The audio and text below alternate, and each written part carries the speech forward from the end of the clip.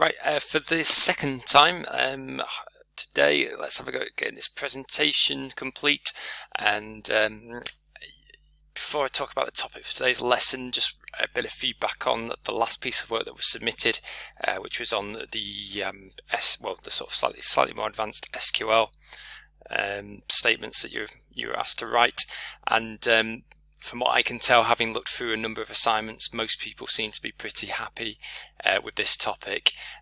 So on the create statement, for example, selecting the right data types, and this bit here, which I said you'd need to look up in terms of finding out how to reference and set up the relationships between different tables. People seem to be happy with. People in it in different ways, but yeah, the logic is correct. Okay, so that's fine. Insert statements obviously seem to be fine, not too challenging, those ones. And then down at the bottom there was the multi-table query using the three tables in the card database, including the new convictions table. And again, people happy there in terms of how you link data across multiple tables by basically using this series of conjoining statements linking IDs in the different tables to one another. Okay, so great. That idea of daisy chaining, you could go on and on and on with, depending on the size of the database and the information that you were trying to yield from it. So, yep, good. We seem to be in a fairly good place, I think, by and large so far. So, yeah, let's finish the story in terms of SQL. So yeah, I just wanted to run over a couple of key points from last lesson. We will come back to this in more detail in year 2, but if you remember, when you're designing your database structure, you're trying to come up with the most efficient way of storing the data that's going to minimize duplication, save space, and so on. And one of the difficulties you might encounter when you're trying to work out a relationship between two tables is a many-to-many relationship. And yeah, we discussed the solution to that, which I'm hoping you know, if you pause the video now, you could maybe write down what the solution would be in this particular context. But the answer, of course, is to create that link table where you take the primary key from the two tables where you've got the many-to-many relationship identified, and you move them into this link table as foreign keys. And we then have a table that allows us to connect the two via to one-to-many relationships, like so. Okay, so that's good, and you can see some of those benefits coming through in terms of data efficiency. So if I highlight, you know, the fact that now if we want to kind of recognize which student is studying which course, then we really only need to store two single units of data in this context in terms of the actual ID values. We're not having to store, you know, further information like the full student name or, you know, the full subject name, for example, in the table. We're minimizing the amount of actual data we need to actually represent quite a lot of information. Okay. Couple of concepts I just wanted to kind of run through here briefly, but we will come back to these in year 2 as well. The first one is this idea that when you have this linked table, you can actually often get away without needing to have a primary key for that table. Now, a nice key term to introduce here is something called a compound key, and what you could do in certain situations is actually say, well, I'm going to create a primary key for this table by combining two fields together. So if we have a look at this particular instance, if we take the combination of these two fields and say that together these two fields will provide the unique identifier for that row, then we basically have a primary key. And if you look at this table, you can see that there is no recurring instance of the same two digits in the same record. And if you think about it, it would be impossible if I had another entry down here with 2 and 2 in it. Well, how could Tim be studying biology twice? How could the same student be taking the same subject twice? That's you know, a unique reference to, you know, a student studying a subject. Okay, so It's just nice logic again, and again we sort of minimize our data storage here by removing the need to actually store a unique primary key. We can just make a primary key out of the data we already have in the table. So that's called a compound key. The other idea that's quite nice to introduce now as well, and some of you actually did this in the SQL on your create statements, I think, when you set up your relationship, is something called referential integrity. And the idea of referential integrity is, and I can give an example of that here as well, if I was to kind of put some data into this table, and let's put in number 2 again under student ID, but here what if I tried to put in the value 4? Well, in this very limited database, if I was enforcing something called referential integrity, which you can do, you can basically say that the values that you enter into this table, they must at least exist in the table to which they are related to. Okay, so in this very, very limited database, if I was to input 4 as a value into subject ID, well, if I'm enforcing referential integrity, my database would recognize actually, well, there is no subject ID that has 4 as a primary key. Therefore, there's an issue in terms of data consistency here. I'm not going to let you update the database because this subject 4 does not exist.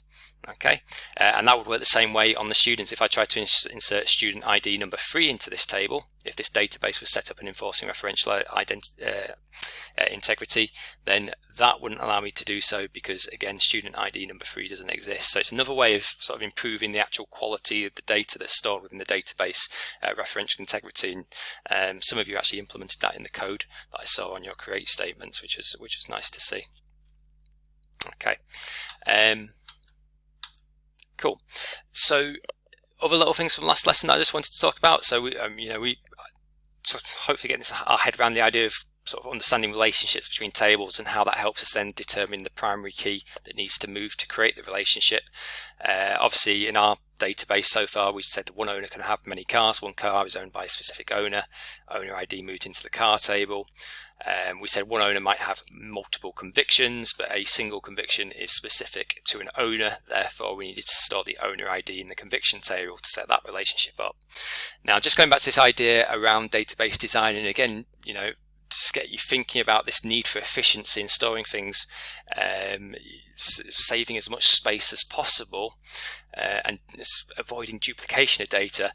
Well, we could actually improve this class database further, and you might want to pause the video again here and see if you could identify which fields in here could we potentially sort of extract from this table and put into a separate table with a view to sort of trying to improve our data storage. Okay. So have a think about that.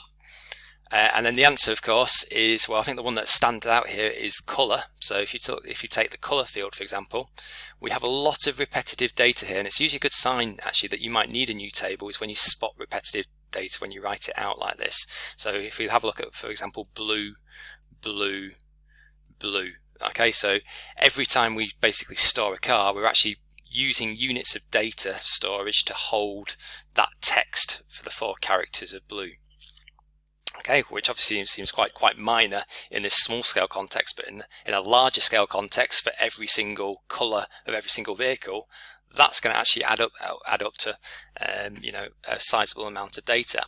And what we could do here is, well, similar to what we've done previously, really. So if I'm just going to use a C to represent colour, and then here's my box to outline it as an entity, as a table in this diagram, and I would say, well, one car has one colour could be applied to multiple cars. And what I could actually start storing in here now is actually, if blue was the first record in that colour table, then I could actually start with storing an ID value within this rather than the actual full piece of data or the text data for the name of the individual colour. Okay, I think you could probably do the same thing if you wanted to. Maybe it makes sense to do it for model and make as well. If you look through these columns, you do get repetitive data, which we could actually make more efficient by sort of separating it into a new table. Okay, now there is a more formal process which we'll look at in year 2 for actually deciding on tables called normalization, but this gives you a bit of insight in terms of some of the key things you might be looking for when you're thinking about the table structure for your database. And I suspect when you do your normalization, you'll probably end up with something not far off this if you followed this rough rule of thumb of minimizing data duplication.